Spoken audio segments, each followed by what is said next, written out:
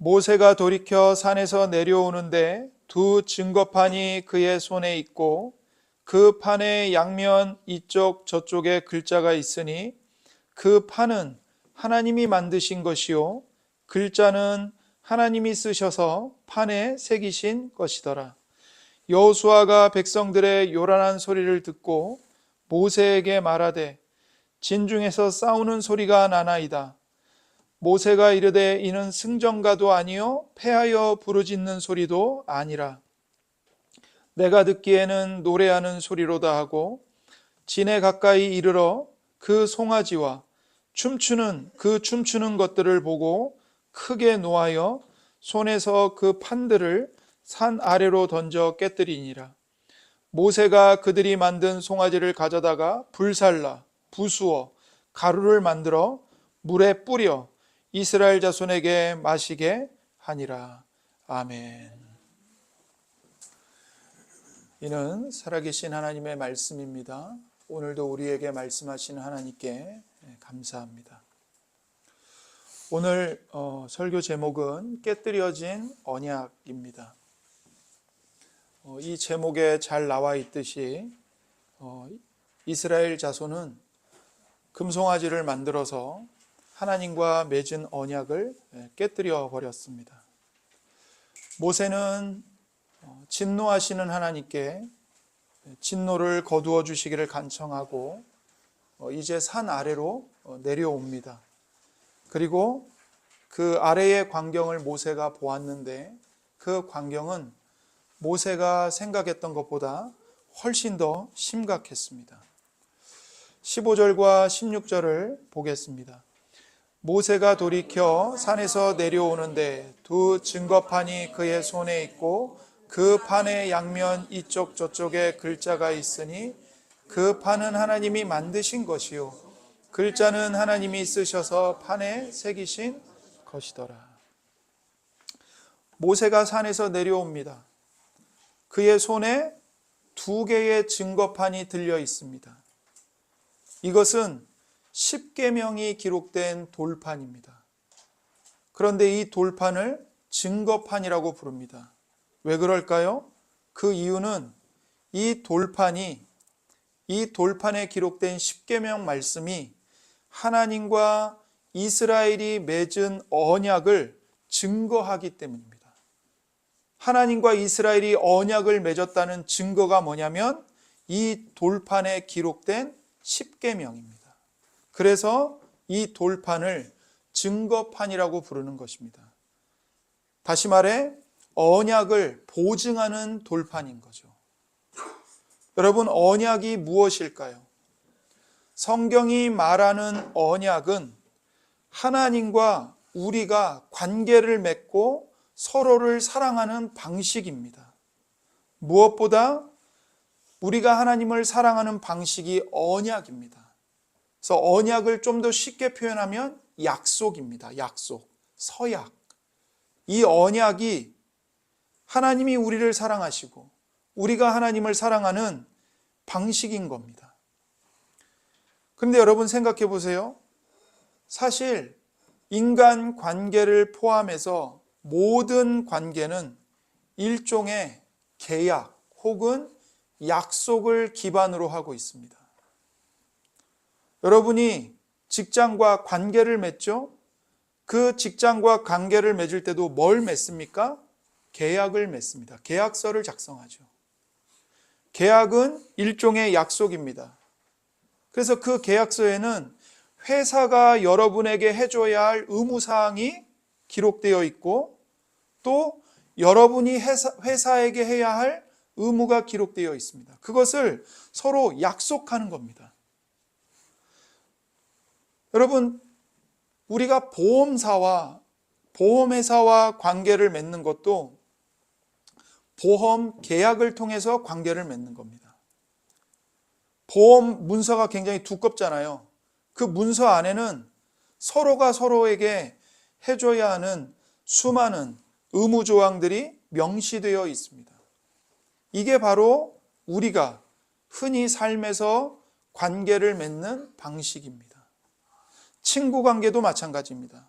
물론 친구 사이에서는 계약서를 쓰지 않습니다. 그죠? 계약서를 쓰고 친구를 맺는 사람은 없어요. 그러나 계약서를 쓰지 않지만 이 우정의 관계에서는 뭐가 매우 중요합니까? 서로를 신뢰하는 감정이 중요하죠. 서로를 신뢰하는 감정이 없이 친구가 될 수는 없는 겁니다. 우정을 맺을 수가 없어요. 이 신뢰는 무엇 위에 세워지죠? 약속 위에 세워지는 겁니다. 부부관계도 마찬가지입니다. 부부관계도 서로에 대한 서약으로 맺어집니다. 결혼식을 통해서 죽는 날까지 서로를 사랑하겠다고 서약을 합니다. 이 서약을 근거로 부부관계가 맺어지는 겁니다. 무슨 일이 있어도, 심지어 당신의 마음에 실증이 나더라도 배우자를 죽는 날까지 사랑하겠습니까? 주례자가 질문해요. 그러면 둘 다 이 질문에 아멘이라고 서약을 해야 합니다.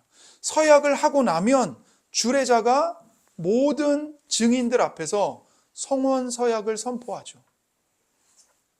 성혼을 선포하는 겁니다.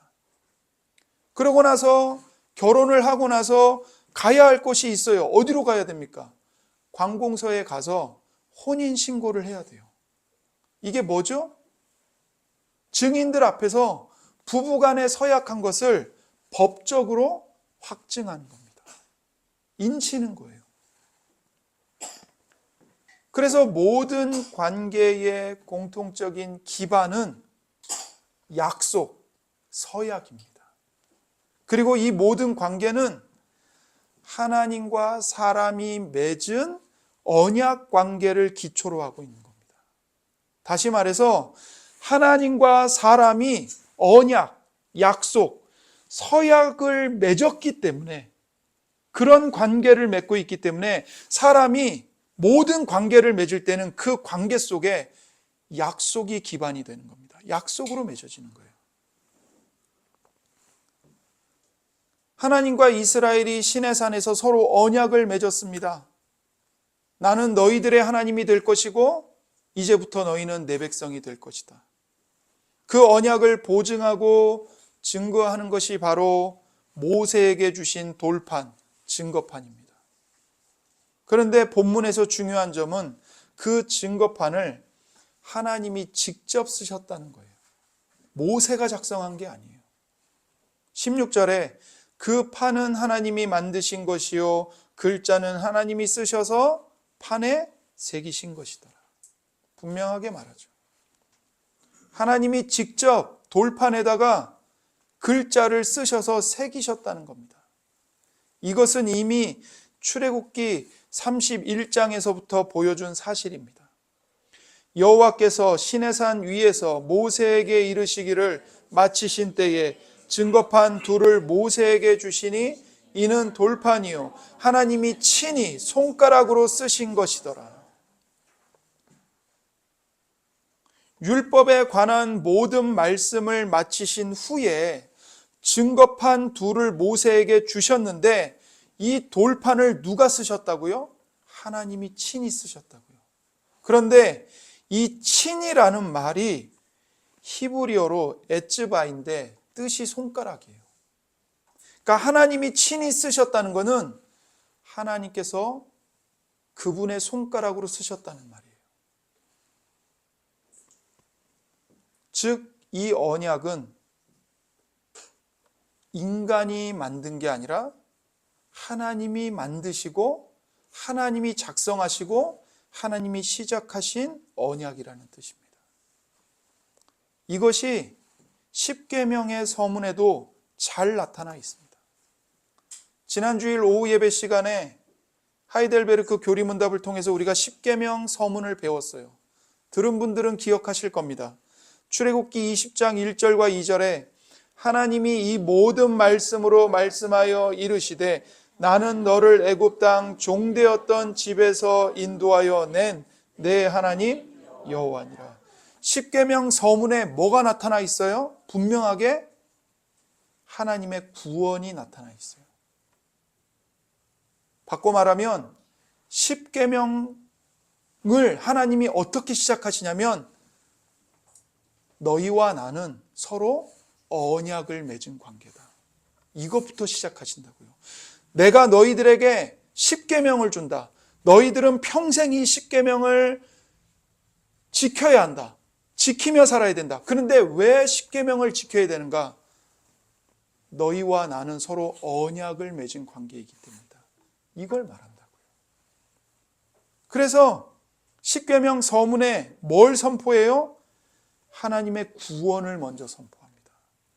나는 너를 애굽 땅 종되었던 집에서 인도하여 낸 너의 하나님 여호와니라. 누가 이스라엘을 구원했어요? 하나님이요.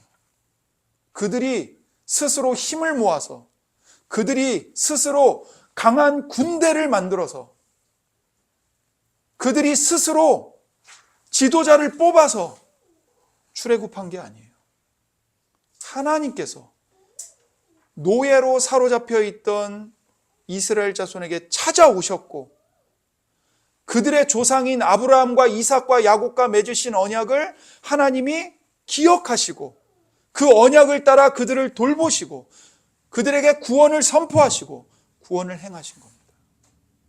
다시 말해, 이 언약은 인간이 만들어낸 것이 아니라 하나님이 만드신 겁니다. 그래서 신앙은 인간이 하나님을 향해 탑을 쌓아 올라가는 게 아닙니다.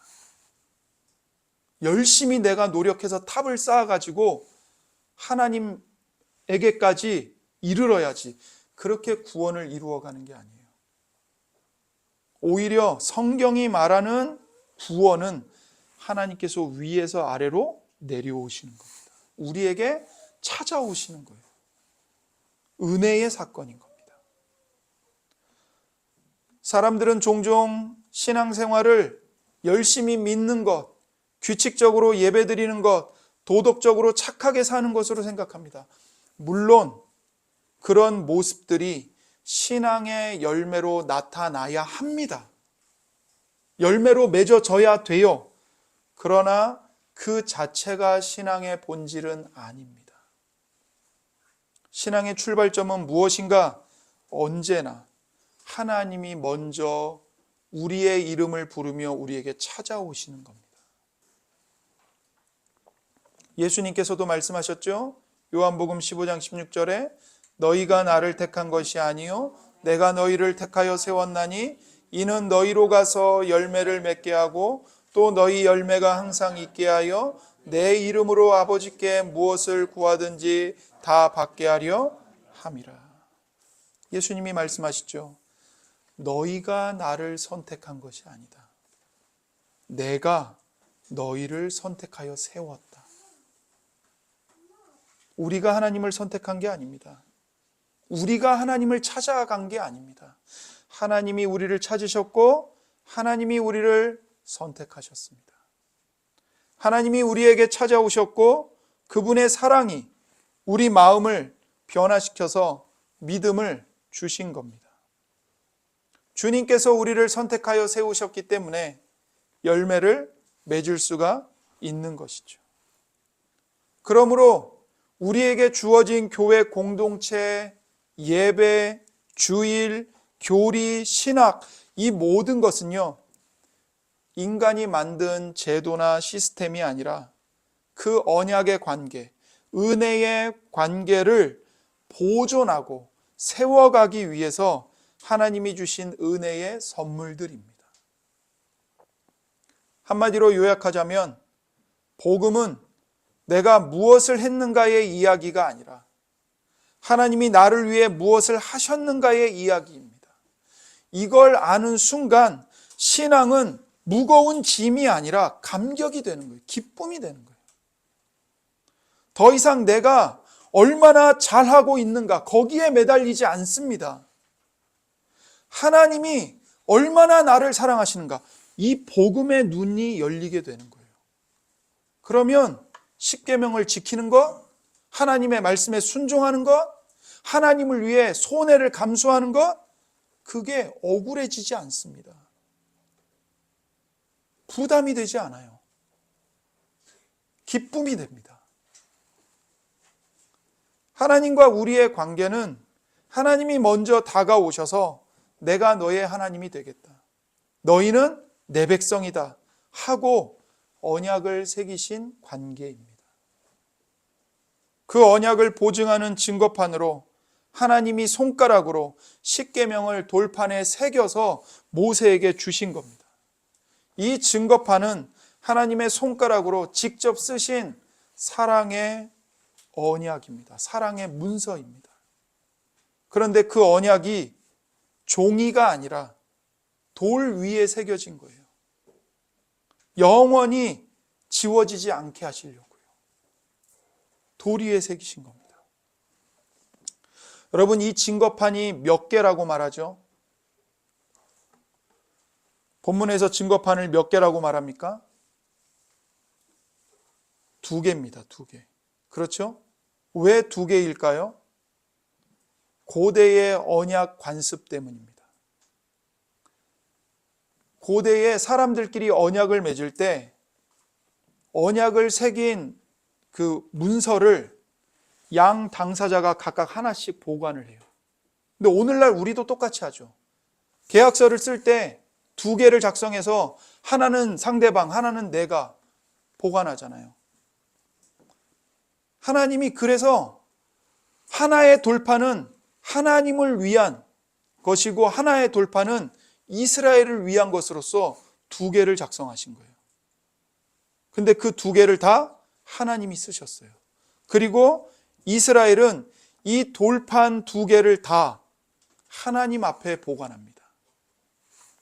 증거판 2개를 모두 다 지성소에 안치한 이 언약궤 안에 넣어서 보관을 했어요. 언약궤. 우리가 출애굽기를 통해서 배웠잖아요. 이 언약궤를 법궤라고 부르기도 하고 증거궤라고 부르기도 해요. 왜 증거궤라고 불러요? 하나님의 언약을 증거하는 증거판이 들어있는 궤이기 때문에 증거궤라고 부르는 거예요. 그리고 그 하나님의 언약을 증거하는 십계명이 곧 법이에요. 율법이에요. 그러니까 법궤라고 부르는 거예요. 그런데 그 십계명이 우리에게 뭘 증거해줘요? 언약을 증거해줘요. 그래서 언약궤라고도 부르는 거예요. 이런 다양한 의미를 십계명이 갖고 있기 때문에 언약궤, 법궤, 증거궤 그렇게 부르는 거예요. 그 궤 안에 넣어서 보관을 했어요. 이유가 뭘까요? 언약의 중심은 하나님이시기 때문에 그래요. 그리고 15절을 보면 그 돌판의 양면 이쪽 저쪽에 글자가 새겨져 있다고 합니다. 이것은 그 십계명의 말씀에 더하거나 뺄 수 없다는 완결성의 표지입니다. 하나님과 맺은 언약의 증거인 십계명에 사람이 더하거나 뺄 수 있는 것은 아무것도 없다는 거예요. 하나님이 손가락으로 직접 쓰셨기 때문에 그 자체로 완전합니다. 완벽합니다. 천지창조 때 하나님께서 말씀으로 세상을 창조하시고 질서를 세우셨죠. 이제 신의 산에서는 하나님의 말씀으로, 율법으로 새로운 언약 공동체의 질서를 세우시는 겁니다. 교회가 서는 자리는 인간의 생각, 경험, 인간의 감정 위에 서는 게 아니라 언약의 말씀 위에 교회가 세워지는 것입니다. 그러므로 우리는 신앙과 삶의 기준을 내 상황, 내 기분, 내 분위기, 내 형편, 내 성향, 내 취향에 두어서는 안 됩니다, 여러분. 주의를 지키는 것도 우리 형편 따라서 주의를 지켰다가 안 지켰다가 그렇게 하면 안 되는 거예요. 말씀의 객관성에 우리 삶의 기준을 맞추십시오. 교회에서도, 가정에서도, 직장에서도 하나님의 말씀에 따라 질서를 세워가시기 바랍니다. 거기서부터 시작해야 합니다. 그게 우리의 삶에 질서를 세웁니다. 이제 17절과 18절을 보겠습니다. 여호수아가 백성들의 요란한 소리를 듣고 모세에게 말하되 진중에서 싸우는 소리가 나나이다. 모세가 이르되 이는 승전가도 아니요 패하여 부르짖는 소리도 아니라 내가 듣기에는 노래하는 소리로다 하고, 모세가 산 위에 올라가 있는 동안 여호수아는 산 중간에서 홀로 모세를 기다리고 있었습니다. 여호수아는 산 아래에서 무슨 일이 일어나고 있는지를 전혀 알 수가 없었어요. 그저 백성들의 요란한 소리만 들었고 전쟁이 일어난 소리라고 생각을 했습니다. 그러나 모세는 이미 하나님의 말씀을 들었기 때문에 백성들이 금송아지에게 제사하면서 노래를 부르고 있는 소리라는 것을 알고 있죠. 여호수아는 요란한 소리를 전쟁 소리라고 오판을 했지만 모세는 정확하게 알고 있었습니다. 여러분, 이 두 사람의 차이가 무엇일까요? 모세는 하나님의 말씀을 들었지만 여호수아는 하나님의 말씀을 듣지 못한 것입니다.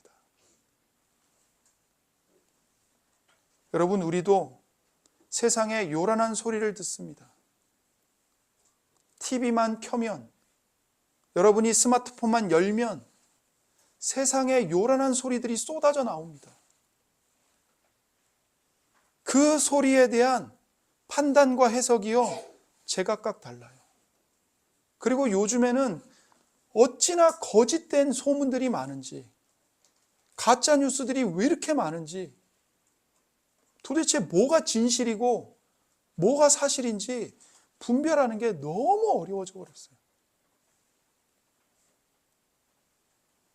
여러분, 우리가 그 세상의 요란한 소리를 정확하게 분별하기 위해서 우리에게 필요한 것이 무엇일까요? 하나님의 말씀을 듣는 겁니다. 말씀을 들어야 합니다. 유튜브를 들여다볼 게 아니고 말씀을 들어야 합니다. 하나님의 말씀을 듣느냐 듣지 못하느냐에 따라서요, 분별이 달라져요. 분별이 달라지면 판단이 달라지고, 판단이 달라지면 선택과 해석이 달라집니다. 반응이 달라져요. 우리가 하나님 안에서 생명의 삶을 살고 싶다면 그 무엇보다도 하나님의 말씀을 경청하고 하나님의 말씀으로 세상의 요란한 소리를 분별하고 판단하고 해석할 수 있어야 합니다. 19절입니다. 진에 가까이 이르러 그 송아지와 그 춤추는 것들을 보고 크게 노하여 손에서 그 판들을 산 아래로 던져 깨뜨리니라. 모세가 진에 내려와서 봤는데 그 광경이 심각했습니다. 사람들이 금송아지 주위를 돌면서 노래하고 춤을 추고 있어요. 여러분, 이게 예배입니까? 이건 하나님께 드린 예배가 아니었습니다. 우상 숭배였죠. 우리는 예배의 진정성을 사람들이 모인 숫자, 크기, 그리고 음악의 웅장함으로 판단하기 쉽습니다. 아, 예배가 참 은혜로워. 우리 교회 예배는 정말 좋아. 뭘로 판단하기 쉽다고요? 얼마나 많이 모였는가. 음악 소리가 얼마나 웅장하고 얼마나 감동적인가. 이걸로 판단하기가 쉬워요. 그러나 큰 소리로 찬양하고 눈물을 흘린다고 해서 다 하나님 중심이 아닙니다. 반대로 조용하고 엄숙하다고 해서 그것이 참된 경건도 아닙니다. 예배의 본질은 예배의 대상이 누구인가입니다. 다시 말해 예배에서 가장 중요한 게 뭔가? 누구를 예배하고 있는가, 이겁니다. 예배의 중심에 하나님이 없다면 그것은 예배가 아닙니다. 하나님을 영화롭게 하지 않는 예배는 아무리 뜨거워도 껍데기일 뿐입니다. 쭉정이일 뿐입니다. 예배의 중심에는 반드시 하나님, 그리고 그분의 언약의 말씀, 곧 진리가 있어야 합니다. 진짜 예배는 어디서 시작되는가? 하나님을 아는 마음에서 시작됩니다. 하나님의 성품, 하나님의 거룩하심, 하나님의 인자하심, 하나님의 진리를 알고 하나님이 우리를 위해 행하신 일들, 창조하시고 구속하시고 새 창조를 하시고 그 새 창조를 완성하시는 것을 묵상하고 하나님의 약속을 신뢰하며 하나님 안에서 하나님과 이웃을 섬기는 것이 참된 예배입니다. 그런 예배자는 자신의 기쁨을 하나님께만 둡니다. 하나님 한 분만을 즐거워하고 자신이 아니라 하나님을 영화롭게 합니다. 그러나 이 예배가 자기 중심으로 바뀌면 어떻게 될까요? 그건 단지 감정의 폭발이 됩니다. 찬양도 봉사도 헌신도 하나님께 드리는 게 아니라 내 감정을 채우기 위한, 내 위로를 채우기 위한 종교적 만족이 되어버리는 거죠. 그렇게 변질되는 겁니다. 금송아지 앞에서 아론이 뭐라고 말해요? 이 신이 너희를 애굽에서 인도하여 낸 그 하나님이다. 오늘은 여호와의 절일이다. 그러면서 겉으로는 하나님의 이름을 외쳤어요. 그러나 실상은 우상을 섬기는 제사일 뿐입니다. 우리도 그럴 수 있습니다. 결국 참된 예배는 하나님을 아는 데서 시작됩니다. 말씀 안에서 하나님을 알고 성령 안에서 그분을 높이는 것, 이것이 진짜 예배입니다. 모세가 내려와서 금송아지와 백성들의 제사를 보고 크게 노하여 돌판들을 산 아래로 던져서 깨뜨려 버렸습니다. 여러분, 이건 단순한 분노가 아닙니다. 모세가 돌판들을 던져서 깨뜨린 것은 이스라엘이 하나님과 맺은 언약을 깨뜨려 버렸음을 모든 백성들이 보게 한 겁니다. 너희가 이 언약을 깨뜨려 버렸다. 그걸 시각적으로 보게 한 거예요. 모세는 지금 하나님의 대리인으로 서 있습니다. 그래서 이스라엘이 하나님과의 관계를 파기한 것을 보고 엄청나게 분노했어요. 앞에서는 진노하시는 하나님을 향해 모세가 매달렸죠. 필사적으로 하나님, 진노를 거두어 주세요. 이들은 하나님이 구원하신 하나님의 백성들입니다. 이들이 아무리 잘못을 했지만 제발 이들을 진멸하지 말아주세요. 그런데 여기서는 엄청난 분노를 표출합니다. 왜 그렇습니까? 하나님 앞에서는 백성들의 대리인으로 하나님 앞에 서 있었어요. 그러니 백성들을 중보했죠. 백성들에게 와가지고는요, 하나님의 대리인으로 서 있는 거예요. 그래서 지금 모세는 하나님의 마음을 보여주고 있는 거예요. 이스라엘을 향해서. 언약을 깨트렸는데도 언약을 깨트린 줄 모르는 이스라엘. 엄청난 죄악을 범했는데도 그게 엄청난 죄악인지조차 인지조차 못하고 있는 이 백성들, 그들을 향해 하나님의 마음을 보여주고 있는 겁니다. 신랑과 신부가 결혼식에서 혼인 언약을 맺었는데 신부가 신랑을 두고 간음을 저질렀어요. 거룩한 혼인 언약을 파기했어요. 이스라엘이 지금 이러고 있는 겁니다. 신혼 첫날 밤에 다른 남자한테 가가지고 몸을 내어주고 있는 거예요. 그렇게 혼인 언약을 깨트려 버렸습니다. 이런 측면에서 모세가 깨트린 돌파는 이미 이스라엘이 언약을 깨트려 버린 것을 비춰주는 거울인 겁니다.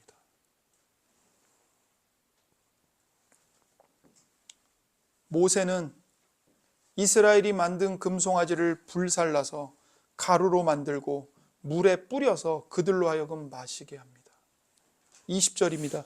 모세가 그들이 만든 송아지를 가져다가 불살라 부수어 가루를 만들어 물에 뿌려 이스라엘 자손에게 마시게 하니라. 모세가 금송아지를 불사르고 부수고 가루를 만들고 물에 뿌려서 물에 섞어서 이스라엘 자손에게 마시게 합니다. 이 행위가 무슨 뜻일까요? 왜 이렇게 모세가 하고 있는 걸까요? 이 행위는 잘 들으십시오. 하나님께서 죄를 인간 안에 삼키게 하시는 심판의 상징입니다. 사람이 죄를 범하잖아요. 그러면 그 죄가 나와 상관없이 내 밖에서 그냥 돌아다니는 게 아니에요. 내가 죄를 범하면 반드시 그 죄가 내 입속에 들어갑니다. 내 속에 들어가요. 이걸 보여주고 있는 거예요. 그 죄를 반드시 먹고 마시게 되어 있습니다. 여러분, 사람들이 흔히들 말하죠. 내가 먹는 게 곧 나다. 내가 먹는 게 곧 나예요. 내 입에 들어가는 것이 곧 내가 되는 겁니다. 좋은 것을 먹으면 좋은 게 내가 되고 나쁜 것을 먹으면 나쁜 게 곧 내가 됩니다. 그러니까 아이들에게 단 것만 먹이면 안 되는 거잖아요. 맛있는 것만 먹이면 안 되는 거예요. 겉은 달콤한데 속은 썩었어요. 그걸 그 아이가 먹으면 그 나쁜 게 그 아이가 되는 거예요. 질병에 걸리는 거죠. 죄를 지으면요, 죄의 열매가 내면에 반드시 들어옵니다. 내 입을 통해서. 그 죄가 내 속에 들어와서 내 인격, 내 성품, 내 말과 행실이 되어서 나 자신이 되는 겁니다. 반대로 말씀에 순종하면 그 순종의 열매를 내가 먹고 그 순종이 곧 나를 형성합니다. 나를 만들어갑니다. 순종이 곧 내가 됩니다. 하나님은 이스라엘이 만든 우상의 가루를 물에 타서 그들에게 마시게 함으로써 그 우상의 죄가 그들 속에 들어갈 수밖에 없고 그것이 들어가서 재앙이 고스란히 그들의 것이 되게 하신다는 것을 경고하고 있는 겁니다. 그래서 하나님은 이스라엘 자손에게 이 행위를 통해서 세 가지의 심판의 상징을 마시게 하셨습니다. 첫 번째 상징은 수치를 마시게 하신 겁니다. 수치를, 부끄러움을. 하나님은 이렇게 말씀하시는 거예요. 너희가 만든 신이 어떤 것인지 직접 삼켜봐라. 그건 신이 아니라 결국 너희 속에 먼지일 뿐이다. 재일 뿐이다. 여러분, 물건을 태우고 나면 뭐가 남아요? 재가 남죠, 재. 너희가 만든 신이 바로 이 재와 같은 거다. 이스라엘은 자기들이 만든 금송아지가 불살라지고 먼지가 된 것을, 재가 된 것을 마시며 깨달아야 했습니다. 아, 우리가 의지한 건 결국 아무것도 아니었구나. 금송아지는 신이 아니라 먼지에 불과했구나. 그들은 자기 손으로 만든 신을 입으로 삼켰습니다. 즉 자기 욕망을 삼킨 겁니다. 성경은 우상을 만든 자들과 그 우상이 똑같다고 말합니다. 시편 115편에 우상들을 만드는 자들과 그것들을 의지하는 자들이 다 그와 같으리로다. 똑같다는 거예요. 똑같아진다는 거예요. 사람은 결국 자기가 예배하는 대상을 닮아갑니다. 하나님을 예배하면 생명으로 충만해져요. 그러나 우상을 예배하면 그 우상의 특성이 내 안에 새겨집니다. 그래서 그 다음 말씀을 읽어볼까요?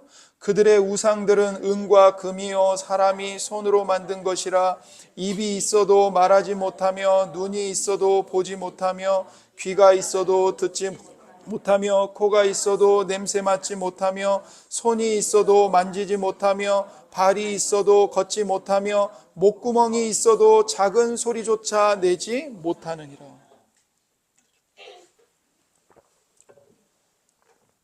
이것이 사람이 만든 우상의 특성입니다. 그런데 그 우상을 만든 자들과 그 우상이 똑같아진다고요. 똑같다고요. 우상과 똑같이 귀 먹고 눈 멀고 말 못하고 살아있는 것 같지만 죽은 자가 되는 겁니다. 죽은 자. 이것이 우상 숭배의 수치이고 재앙입니다. 우리가 하나님이 아닌 다른 것들을 더 사랑하고 예배하면 그것이 돈이든 힘이든 성공이든 인기든 권력이든 거기에 우리의 생명을 걸고 우리의 안전을 걸고 우리의 삶의 의미를 걸고 존재의 의미를 걸면 그 결과는요, 우리의 인격이 점점 더 파괴되어 가는 겁니다. 그래서 하나님은 그들에게 금송아지 가루를 물에 섞어 마시게 하심으로써 너희 안에 이미 들어간 우상의 실체를 보라고 하시는 거예요. 우상 숭배는 단순히 바깥에서 절하는 행위가 아니라 내면의 욕망에서 나온 먼지, 티끌입니다. 하나님은 그걸 몸으로, 입으로, 심지어 혀끝으로 경험하게 하시고 깨닫게 하시는 거예요. 결국 너희 속에 삼킨 신이 너희를 삼킨다는 겁니다. 우상이란 결국 인간의 욕망이 만들어낸 거짓된 신이고 거짓 신이며 그것을 섬기면 그 우상과 똑같이 너희들은 불살라지고 부수어지고 먼지, 재가 될 뿐이라는 경고입니다. 두 번째 상징은 하나님의 진노의 잔을 마시게 하는 겁니다. 여러분, 모세가 금송아지의 가루를 물에 뿌렸잖아요. 근데 여러분 생각해 보세요. 여기 광야거든요, 지금. 물이 없어요. 이 물이 지금 어디서 나온 물일까요? 어디서 이 시내가 지금 흘러가고 있는 걸까요? 이게요, 어디서부터 흘러나온 물이냐면 출애굽기 17장에서 모세가 반석을 지팡이로 쳐서 깨트려서 나온 물이에요. 광야에서 마실 물이 없어가지고 백성들이 모세를 원망했어요. 그러자 하나님이 호렙산에 있는 반석, 커다란 바위를 지팡이로 때려서 생수의 강을 터뜨리시고 온 이스라엘과 모든 가축들이 그 생수를 마시게 하셨거든요. 근데 여러분, 이 호렙산이 무슨 산이냐면 지금 여기 바로 시내산이에요. 호렙산이 곧 시내산이에요. 그러니까 시내산에 있는 깨뜨려진 반석에서 생수의 강이 지금 계속 흘러나오고 있는 거예요. 17장에서 터뜨린 생수가 계속 흘러나와서 시내산 아래에 있는 이스라엘이 현재까지 마시고 있었던 겁니다. 그러니까 이스라엘이 모세가 시내산 올라갔을 때 40일 동안 이스라엘이 거기 머무를 수 있었던 거예요. 만약에 물이 없었으면 40일 동안 거기에 머물러 있을 수가 없죠. 그런데 매일 아침마다 만나가 내려요. 그리고 옆에는 온 이스라엘이 마실 수 있는 시내의 강이 흘러요. 반석에서 터져나와가지고 그 강물이 계속 흐르고 있는 거예요.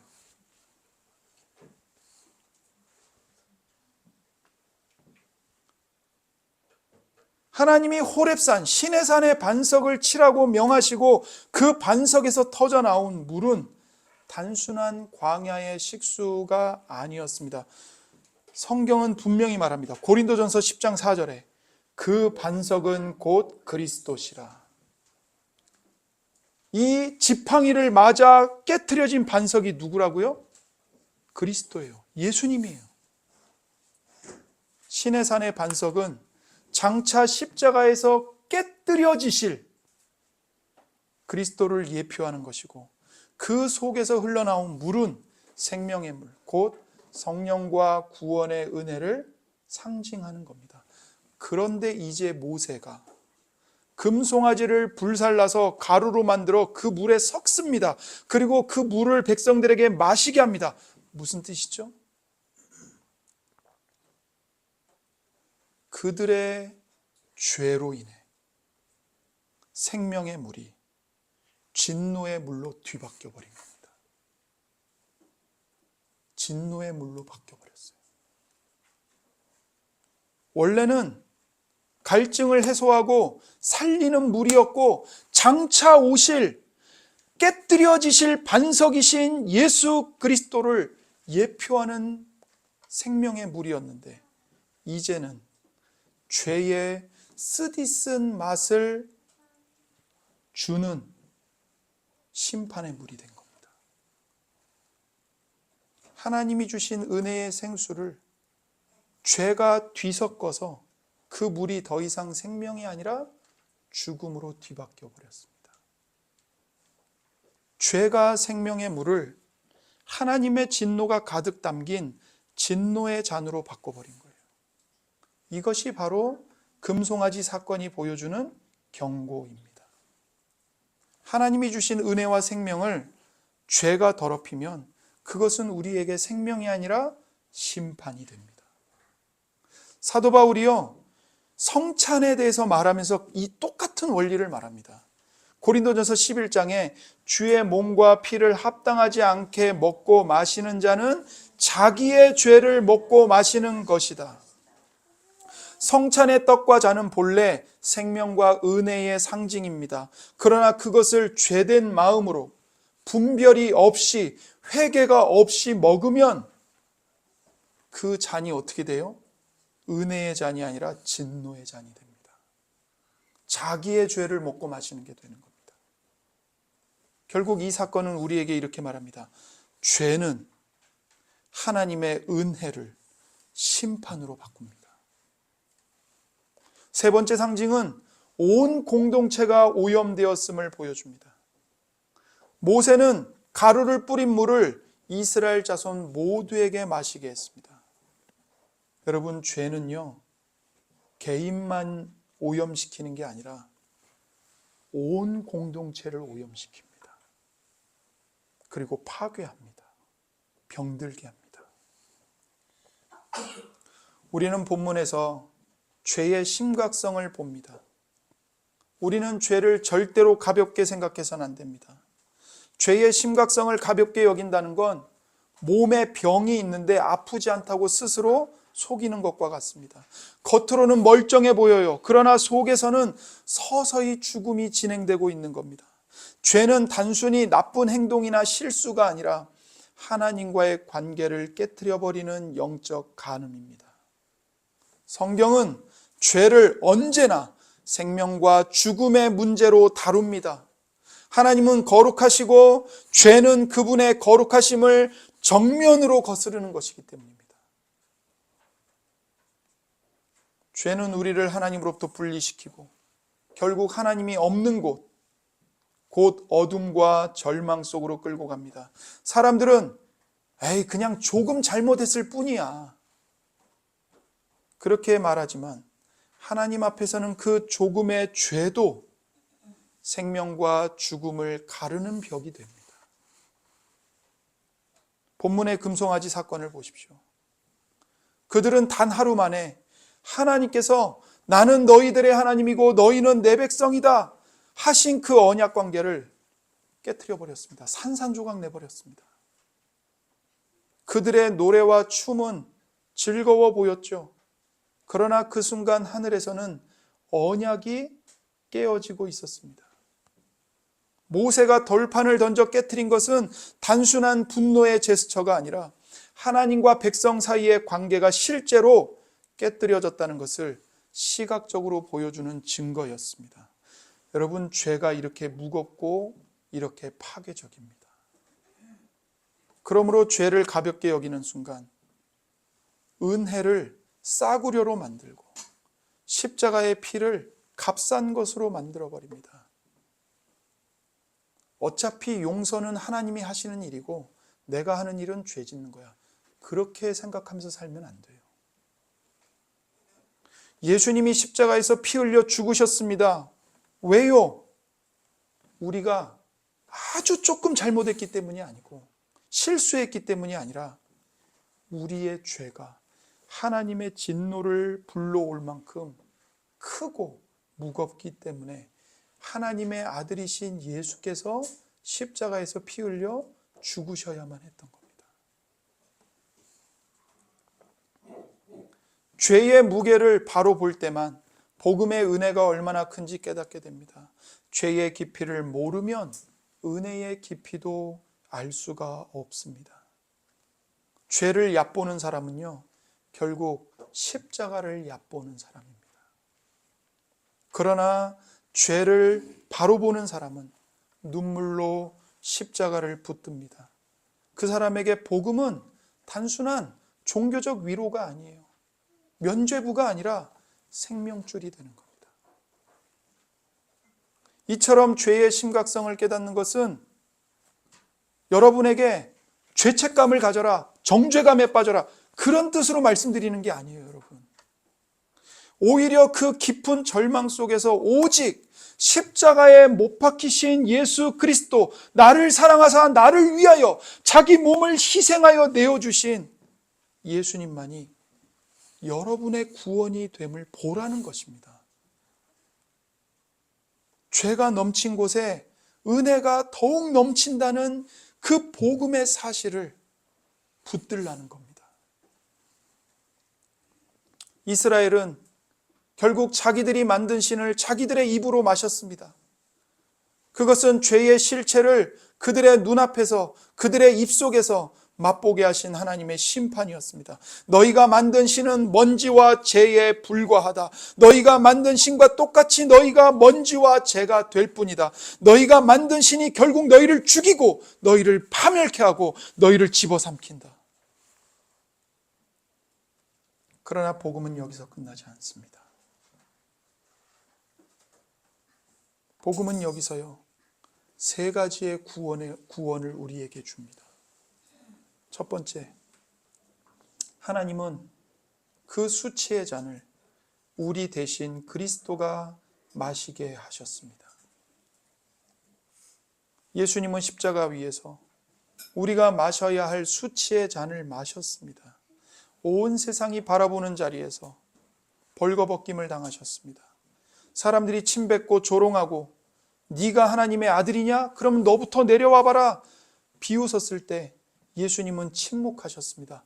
그 침묵 속에서 우리를 대신하여 모든 모욕과 수치와 치욕을 당하시면서 우리의 부끄러움을 예수님이 다 삼키신 겁니다. 하나도 빼놓지 않고 다 들이마신 겁니다. 예수님은 우리의 수치를 완전히 다 마셨습니다. 두 번째는 예수님은 진노의 잔을 마셨습니다. 겟세마네 동산에서 예수님이 십자가의 죽음을 앞두고 온 마음과 온 몸으로 공포를 느끼시고 두려워 떠시면서 기도하셨죠. 내 아버지여, 만일 할 만하시거든 이 잔을 내게서 지나가게 하옵소서. 그러나 나의 원대로 마시옵고 아버지의 원대로 하옵소서. 예수님이 마셔야 할 이 잔이 뭘까요? 전 인류가 하나님께 죄를 범하여 그 인류를 향해 쏟아져야 할 하나님의 진노가 가득 담긴 잔입니다.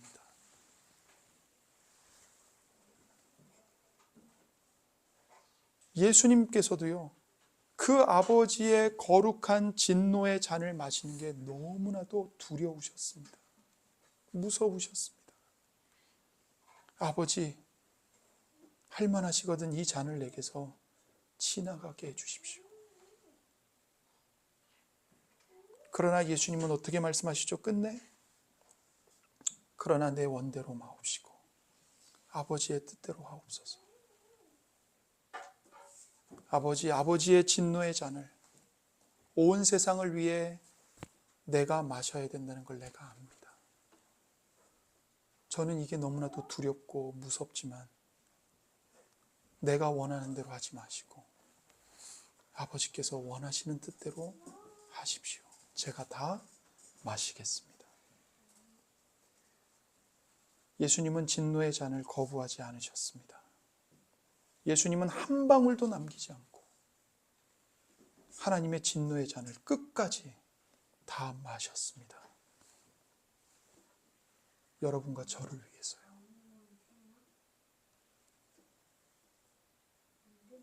그래서 우리는 더 이상 진노의 잔을 마시지 않아도 됩니다. 여러분에게 쏟아부어질 그 모든 진노의 잔을요, 예수님이 한 방울도 남기지 않고 다 온 몸과 온 영혼으로 다 들이마셨기 때문입니다. 집어삼켰기 때문입니다.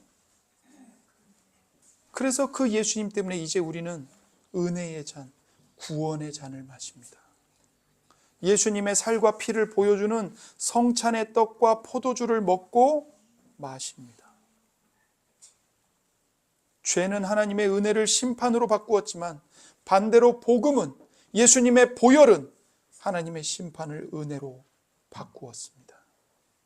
주님께서 우리의 죄가 만든 쓴 잔을 마셔주셨기 때문입니다. 세 번째로 예수님은 십자가 위에서 깨뜨려지셨습니다.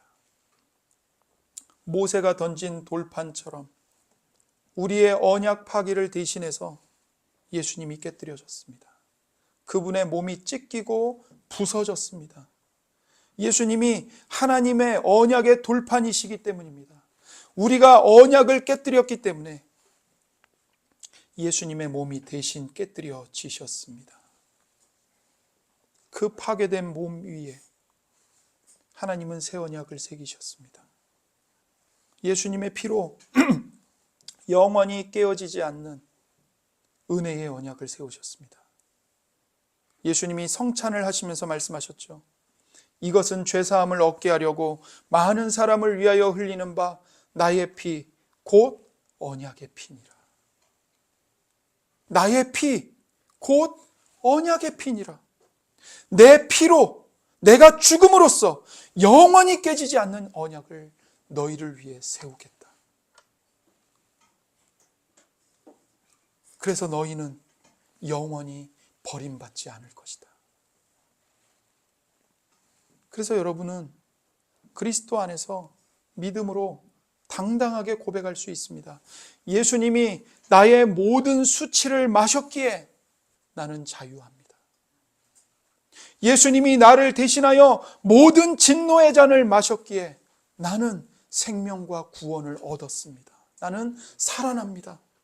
예수님이 나를 위해 산산조각 나고 깨뜨려지셨기에 나는 하나님과 영원한 언약을 맺었습니다.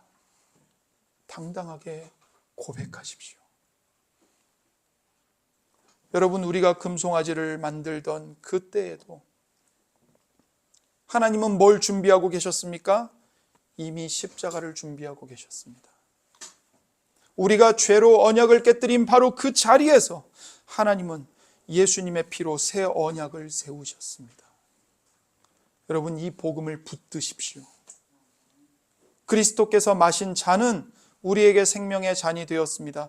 그분이 벌거벗겨진 수치는 우리에게 영광의 옷이 되었습니다. 예수님이 깨지신 그 자리에서 우리는 새 언약을 받았습니다. 그러니 이제 더 이상 부끄러워하지 마십시오. 주님이 다 마셨습니다. 주님이 다 삼키셨습니다. 주님이 다 깨지셨습니다. 우리는 오직 그 은혜로 다시 세워진 사람들입니다. 이사야 53장 5절에 그가 찔림은 우리의 허물 때문이요 그가 상함은 우리의 죄악 때문이라. 그가 징계를 받음으로 우리는 평화를 누리고 그가 채찍에 맞음으로 우리는 나음을 받았도다. 아멘입니다. 그러니 여러분, 더 이상 죄에게 속지 마십시오. 하나님을 사랑하고 죄를 미워하십시오. 성령님을 힘입어 날마다 죄와 싸우고 죄를 죽이기를 힘쓰십시오. 오직 하나님을 사랑하고 하나님 한 분만을 예배하고 하나님의 말씀을 경청하며 그분의 계명을 사랑으로 지키십시오. 우리가 십자가의 은혜로 죄책감을 벗어버리고 구원의 확신을 누리는 것은 매우 기쁜 일입니다. 그런데 우리가 죄와 싸우지 않으면 하나님의 은혜를 악용하는 뻔뻔한 사람이 되고 맙니다. 복음을 오용하면 더 위선적인 사람이 될 수도 있습니다. 죄책감을 벗을 뿐만 아니라 이제 죄와 싸우십시오. 죄책감에서 벗어나서 이제 죄와 싸우십시오. 하나님께서 여러분에게 힘을 주실 겁니다. 그리스도께로 나아오십시오. 이 복음이 여러분의 마음판에 새겨지게 하실 것입니다. 그리스도의 피가 여러분의 돌 같은 마음을 새 언약이 기록된 새 마음으로 변화시켜 주실 것입니다. 성령께서 우리를 새롭게 하사 그 은혜 안에서 다시 세워지고 죄에 맞서 힘써 싸우게 하실 것입니다. 이 시간 함께 그리스도 앞에 나아가 기도하겠습니다.